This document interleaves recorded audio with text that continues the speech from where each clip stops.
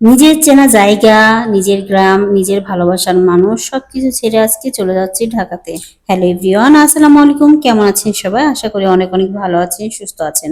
আপনাদের দোয়ায় আমরা ভালো আছি, সুস্থ আছি। আপনারা কেমন আছেন অবশ্যই কমেন্টস এর মাধ্যমে জানাবেন। এতদিন তো তোমাদের ভাইয়ার সাথে দেখা করতে বা ভাইয়া অসুস্থ হইলে ঢাকায় আসতাম, কিছুদিন থাকতাম আবার চলে যেতাম। ছেলেমেয়েকে তো ঢাকায় নিয়ে আসা হয় নাই, তো এবার আমরা সব পার্মানেন্টলি সবাই মিলে একসাথে ঢাকায় সেটেল হচ্ছি।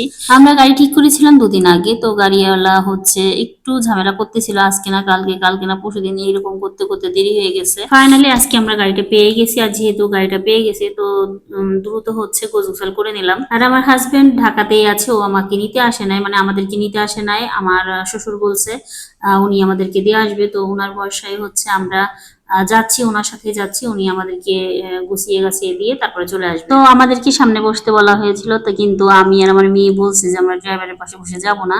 তো শ্বশুরে বলছে আপনি আর আমার ছেলে যান। তো দেখেন যাওয়ার পথে আবার একটা পাঞ্চার হয়ে গেছে চাকা। আমরা এইখানে দাঁড়ায় দাঁড়ায় পাঞ্চার গাড়ি সারতেছে, আর আমরা এইখানে একটা চায়ের দোকান আছে, তো এখানে বসে একটু রিল্যাক্স করতেছিলাম, মানে একটু হাঁটাহাঁটি করতেছিলাম। এখন আবার গাড়িটা চাকাটা সারা হয়ে গেছে, এখন আবার উঠে গেছি।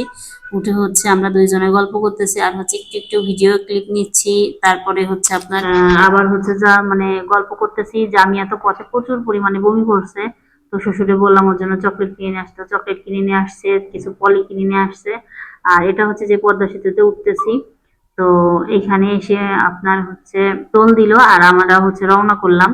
পরিবেশটা এত সুন্দর, মানে এইভাবে আমি কখনোই পদ্মা সেতু সেতু দেখতে পারবো, বা মেন রাস্তা এইভাবে দেখতে পারবো, এইভাবে যেতে পারবো, মানে খুব রিস্ক নিয়ে গেছি, তারপরেও কিন্তু অনেক বেশি মজা হয়েছে, ভালো লাগছে।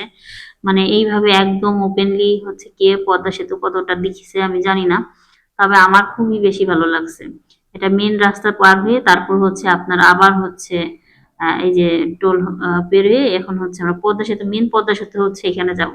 আসলে আমি এগুলাই ফেলছি, মানে কোনটা পদ্মা সেতু কি বুঝতেই পারি নাই। এই যে সামনে পদ্মা সেতুতে উঠবো।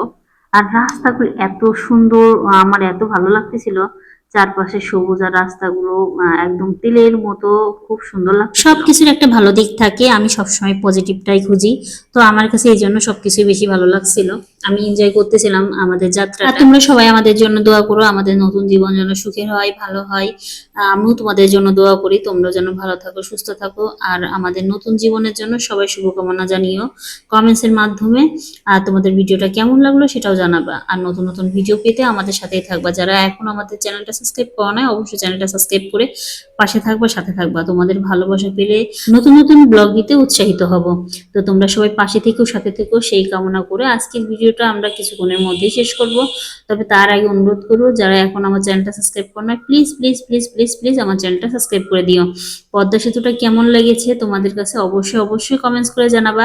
তোমরা কি আমার মতো এইভাবে পদ্মা সেতু দেখেছো কিনা সেটাও কমেন্টস করে জানাবা। আর আমার ভিডিও সম্পর্কে কোনো ভুল ধারণা থাকলে অবশ্যই কমেন্টস এর মাধ্যমে জানিয়ে দিবা।